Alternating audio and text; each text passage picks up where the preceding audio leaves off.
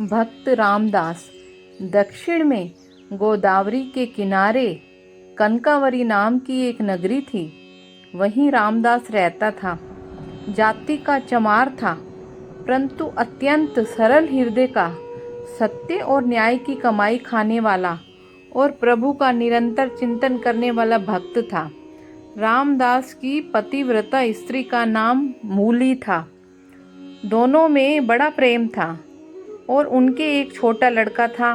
वह भी माता पिता का परम भक्त था। तीनों प्राणियों के पेट भरने पर जो भी पैसे बचते, उनसे रामदास अतिथि की सेवा और पीड़ितों के दुख दूर करने का प्रयास करता था। वह समय समय पर भगवान नाम का संकीर्तन सुनने जाया करता और बड़े प्रेम से स्वयं भी अपने घर कीर्तन करता था। कीर्तन में सुनी हुई यह एक पंक्ति, हरि में जैसो तैसो बस तेरो, उसे बहुत प्यारी लगती थी और उसे कंठस्थ हो गई थी। वह निरंतर इसी पंक्ति का गुणगान करता हुआ सारे काम करता था। वह सचमुच अपने को भगवान का दास और आश्रित समझकर मन ही मन आनंद से भरा रहता था। और भगवान तो भाव के भूखे होते हैं। वह रामदास के ऐसे प्रेम को देखकर उसे अब अपनाना चाहते थे। कुछ समय क्या हुआ, कुछ चोर गहनों के साथ ही कहीं से एक सुंदर स्वर्ण युक्त शालिग्राम की विशाल मूर्ति चुरा लाए, जो उनके लिए सिर्फ एक पत्थर था। उनमें से एक चोर के जूते टूट गए थे। उसने सोचा, इस पत्थर के बदले में जूतों की जोड़ी मिल जाए तो अच्छा है। भागवत प्रेरणा से शालिग्राम की मूर्ति को लेकर वह सीधा रामदास के घर पहुंचा और मूर्ति उसे दिखाकर कहने लगा, अरे भाई देख, यह कैसा मज़ेदार पत्थर है। जरा अपने औजार को इस पर घिस तो सही। देख कैसा अच्छा काम देता है, पर इसके बदले में मुझे एक जोड़ी जूते देने पड़ेंगे। चोर की आवाज़ सुनकर वह चौंका। उसके भजन में भंग पड़ गया था। उसने समझा कोई खरीदार आया है। उसने जूते की एक जोड़ी चोर के सामने रख दी। चोर ने उसे पहनकर दाम की जगह, उसके पैसे देने की जगह वह मूर्ति रामदास के हाथ पर रख दी। रामदास वह भगवान की भक्ति में मगन था। उसका मन तो बस प्रभु के विग्रह की ओर खिंचा हुआ था, इसलिए पैसे लेने की बात उसे याद ही नहीं रही। वह भगवान की भक्ति में ही मस्त था। मूर्ति को उसने अपने सामने रख लिया और उसी पर औजार घिसने लगा। भगवान शालिग्राम बनकर प्यारे भक्त के घर आ गए। एक दिन एक ब्राह्मण उस तरफ से निकले। शालिग्राम की ऐसी अनोखी मूर्ति चमार के पत्थर की जगह देखकर उसे बहुत दुख हुआ। उस समय रामदास उस गोल मूर्ति को पैरों के बीच में रखकर उस पर औजार घिस रहा था। ब्राह्मण ने सोचा, भला बंदरों को हीरे की कीमत का क्या पता, यह चमार शालिग्राम को क्या पहचाने। उन्होंने मूर्ति खरीदने का विचार कर नज़दीक आकर उससे कहा, भाई आज मैं तुमसे एक चीज़ मांगता हूँ, तू मुझे देकर पुण्य प्राप्त कर ले। यह पत्थर मुझे बहुत सुंदर लगता है, मेरे नेत्र इससे हटाए नहीं हटते। रामदास जी ने ब्राह्मण के इस दीन भाव को देखकर वह पत्थर ब्राह्मण को दे दिया। पंडित जी इस दुर्लभ मूर्ति को पाकर बड़े ही खुश हुए। वे उसे घर ले आए। उन्होंने कुएं के जल से स्नान किया, फिर पवित्र स्वच्छ वस्त्र पहनकर शालिग्राम भगवान को पंचामृत से स्नान कर सिंहासन पर बिठाकर उनकी पूजा की। पंडित जी पूजा तो बड़ी विधि से करते थे, परंतु उनके हृदय में दैवीय गुण नहीं थे। उनमें लोभ, ईर्ष्या, कामना, भोग वासना, इंद्रिय सुख की लालसा, क्रोध, वैर आदि दुर्गुण भरे हुए थे। पर जो रामदास था, रामदास अशिक्षित था, परंतु उसका हृदय बड़ा ही पवित्र था। उसके मन में लोभ, इच्छा, भोग की इच्छा, क्रोध और वैर आदि का नामो निशान भी नहीं था।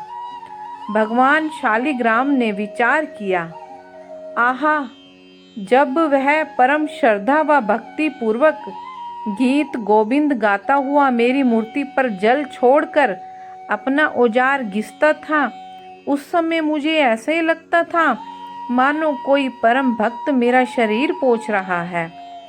जब वह मेरा नाम संकीर्तन करता हुआ मूर्ति को पैर पर रखकर उस पर चमड़ा रखकर काटता था, तब मुझे ऐसे लगता मानो मेरे अंगों पर कोई भक्त चंदन कस्तूरी का लेप कर रहा है।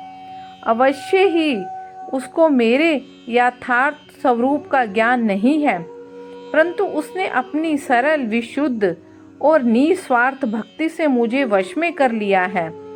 मैं जैसा विशुद्ध और निस्वार्थ भक्ति से ही वश में ही होता हूँ और किसी दूसरे साधन से मैं वश में नहीं होता। लेकिन ब्राह्मण की पूजा, जो ब्राह्मण है, ब्राह्मण की पूजा पाठ सच्ची नहीं है, वह मेरा भक्त नहीं है, वह तो अपनी कामनाओं का भक्त है। यह विचार कर भगवान शालिग्राम ने पुनः रामदास के घर जाने का निश्चय किया और रात को स्वप्न में ब्राह्मण से कहा, तू मुझे रामदास के घर पहुंचा दे। ब्राह्मण सुबह ही रामदास के घर शालिग्राम की मूर्ति को लेकर पहुंच गया और उसने रामदास से कहा, रामदास, ये कोई साधारण पत्थर नहीं है, ये तो साक्षात भगवान है, तीनों लोकों के स्वामी हैं। अब तू बहुत प्रेम से इनकी पूजा करना। ब्राह्मण के वचन सुनकर रामदास की आंखों में आंसू आ गए और वह प्रेम विहल हो गया और भगवान से प्रार्थना करने लगा, हे प्रभु, मैं तो अति दीन, हीन, अनजान, दुर्जन, पतित प्राणी हूँ। रात दिन चमड़ा घिसना ही मेरा काम है। मुझ में ना तो कोई सदाचार है और मैं नीच जाति का हूँ, और ऐसे पतित पर भी प्रभु, हे प्रभु, आपने कृपा की। अब रामदास दिन और रात भगवान के प्रेम में कभी रोता, कभी हंसता, तो कभी नाचता। अब तो उसे एक ही रट लग गई, हे नाथ, अब मुझे दर्शन दो। पहले तो मुझे पता ही नहीं था, पर आपने ही मेरे हृदय में ये आग लगाई है। मैंने तो आपको ना पहचान कर आपकी मूर्ति का निरादर किया, पर आप मुझे नहीं भूले और ब्राह्मण के द्वारा अपना स्वरूप बताकर मेरे घर आ गए। यदि दर्शन नहीं देने थे तो यह सब खेल क्यों रचाया? एक बार अपने सांवले सलोने चांद से मुखड़े की झांकी दिखाकर मेरे मन को सदा के लिए चुरा लो। हे मेरे मोहन, करुणा की वर्षा कर दो इस कंगाल पर। एक बार दर्शन दो और मुझे कृतार्थ करो। भगवान तो भक्त वत्सल है, जो एकमात्र भगवान को ही अपना आश्रय मानकर उनसे प्रार्थना करता है, तो वो उसकी प्रार्थना बहुत जल्दी सुनते हैं। उसके रामदास के ऐसे दिव्य प्रेम को देखकर भगवान से रहा नहीं गया। वे एक वृद्ध ब्राह्मण का रूप धरकर उसके घर आ गए। भगवान ने उसके घर आकर उसकी विरह वेदना को शांत नहीं किया, बल्कि उसकी विरह वेदना को पहले से भी अधिक और बढ़ा दिया और उससे कहा, अरे भाई, भगवान का दर्शन कोई मामूली बात थोड़े ही है। बड़े बड़े देवता, योगी, मुनि अनंत काल तक तप, ध्यान और समाधि करने पर भी उनका दर्शन नहीं कर पाते। तुझ जैसे मनुष्य को उनके दर्शन कैसे हो सकते हैं? यह सुनकर रामदास की आंखों में झर झर झर आंसू बहने लगे। उसने कहा, हे देव, मैं क्या करूं? मुझसे रहा नहीं जाता और मेरा यह दृढ़ विश्वास है कि मेरे नाथ दीन बंधु हैं, दया के अपार सागर हैं। मुझे वे दर्शन देंगे और जरूर देंगे। पति कैसे ही रंग रूप का क्यों ना हो, पर पत्नी का पति में अटूट प्रेम होता है। ऐसे ही मैं अपने स्वामी के स्नेह को परख चुका हूँ। यूं कहते कहते रामदास का कंठ रूंध गया। ऐसे दृढ़ विश्वास व अनन्य प्रेम को देखकर भगवान से बिल्कुल रहा नहीं गया। वे अपने भक्त को अपने से मिलाकर एक करने के लिए छटपटाने लगे। अचानक ही अनंत कोटि सूर्यों का प्रकाश छा गया। रामदास की आंखें बंद हो गई। उसने हृदय में देखा, भगवान मदन मोहन त्रिभंगी लाल मुस्कुराते हुए मधुर मधुर मुरली बजा रहे हैं और कह रहे हैं, आ मेरे पास आ। कैसा सुंदर रूप है। वह अनंत सागर में डूब गया। अचानक आंखें खुली। देखता है कि सामने श्री प्रभु का वही दिव्य सच्चिदानंद का रूप विराजमान है। रामदास के आनंद का पारावार नहीं रहा। उसकी सारी व्याकुलता सदा के लिए मिट गई। भगवान ने उसे अपने में समा लिया। इस प्रकार उन्होंने भगवान के दर्शन किए। और दोस्तों, वीडियो कैसे लगा कमेंट करके ज़रूर बताना और कमेंट में सतनाम वाहे गुरु ज़रूर लिखना।